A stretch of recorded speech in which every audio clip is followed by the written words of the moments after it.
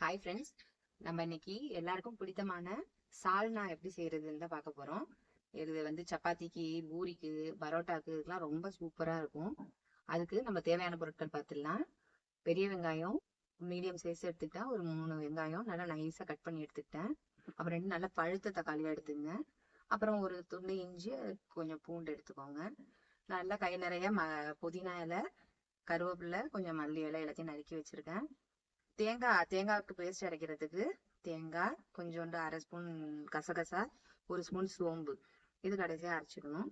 அப்புறம் மசாலாலாம் 1/2 ஸ்பூன் தனி மிளகாய் தூள், 1/2 ஸ்பூன் கரம் மசாலா, 1 ஸ்பூன் மல்லித்தூள்.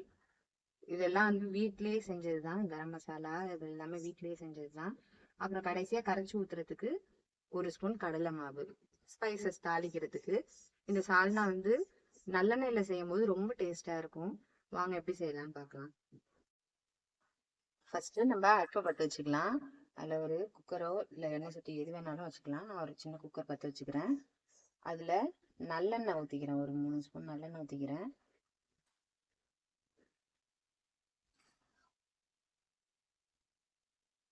எண்ணெய் சூடாகணும். எண்ணெய் சூடானோன்னு நம்ம எடுத்து வச்சிருக்க ஸ்பைசஸ், கிராம்பு, கொஞ்சோண்டு பிரியாணி இலை, பட்டை, அன்னாசி பூவில் ஒரு 2 துண்டு, இது எல்லாத்தையும் இதில் சேர்த்துடுறோம்.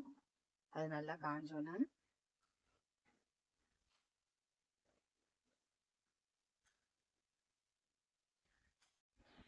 ஸ்பைசஸ்லாம் வெடிச்சிருச்சு. இப்போ நம்ம வெங்காயத்தை வச்சிடலாம்.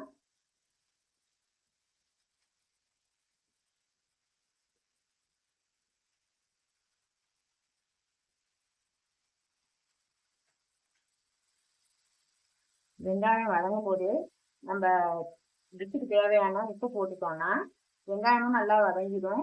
நம்ம உப்பையும் போட்டு வேலை முடிச்சிடலாம். வெங்காயத்துல நல்லா உப்பு போட்டு நல்லா வதங்கணும். நல்லா வதங்கிடுச்சு. இதுக்கப்புறம் நம்மள அரைச்சி வச்ச தக்காளி நல்லா அப்படியே போடலாம். இருந்தாலும் தக்காளி பேஸ்டா அரைச்சி போடும்போது நல்ல கலர் கிடைக்கும். அதுக்காக நான் பேஸ்டா அரைச்சி போட்டுருவேன். இதை அதில் ஊற்றி நல்லா வதக்க வேண்டியதான். பச்சை வாசனை போகிற வரைக்கும் நல்லா வதக்கிட்டு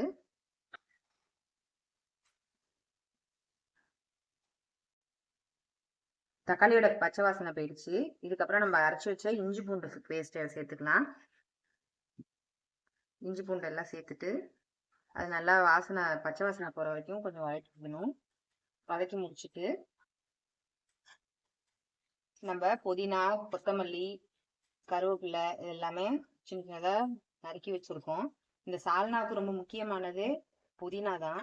புதினா போட்டாதான் அந்த ஃப்ளேவர் கடையில கிடைக்கிற மாதிரி உள்ள ஃப்ளேவர், பரோட்டாக்கெல்லாம் கடையில வாங்குற சால்னா மாதிரி நல்லா டேஸ்டா இருக்கும். இப்போ நம்ம அந்த எல்லாத்தையும் சேர்த்துடலாம். புதினா, கொத்தமல்லி, கருவேப்பிலை எல்லாத்தையும் சேர்த்துடலாம்.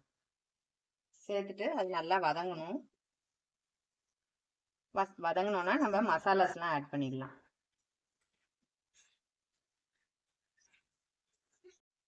புதினா, கொத்தமல்லி இதெல்லாம் போட்டு நல்லா வதக்கியாச்சு. இதுக்கப்புறம் நம்ம மசாலாஸ் ஆட் பண்ண வேண்டியதான்.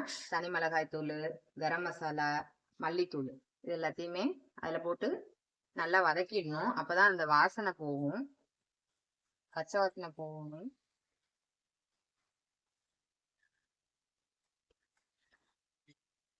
மசாலாவோட பச்சை வாசனை போனதுக்கப்புறம் நம்ம தேங்காய் பேஸ்ட் அரைச்சி வச்சிருக்கோம் இல்லையா, தேங்காய், கசகசா, சோம்பு, அதை நல்லா ஃபைன் பேஸ்டா அரைச்சி வச்சுக்கணும்.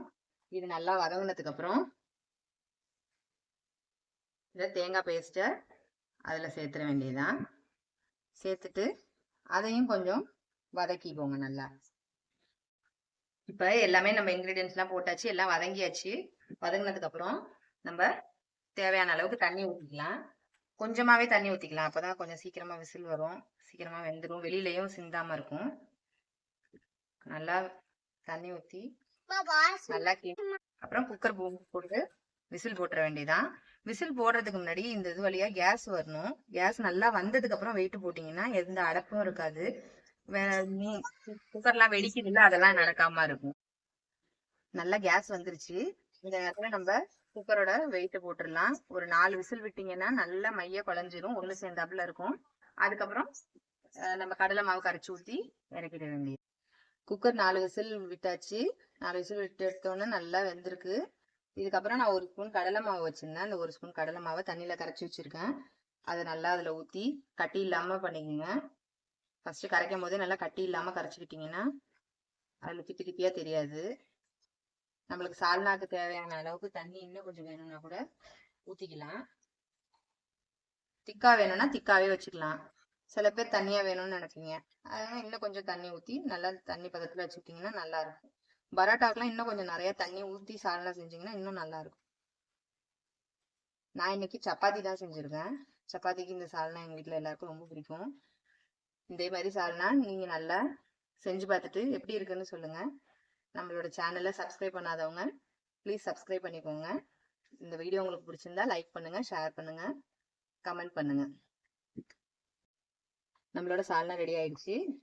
இது நம்ம சப்பாத்தி செஞ்சு வச்சிருக்கோம், அதுல தொட்டு சாப்பிடும்போது ரொம்ப டேஸ்டா இருக்கும். Thank you friends.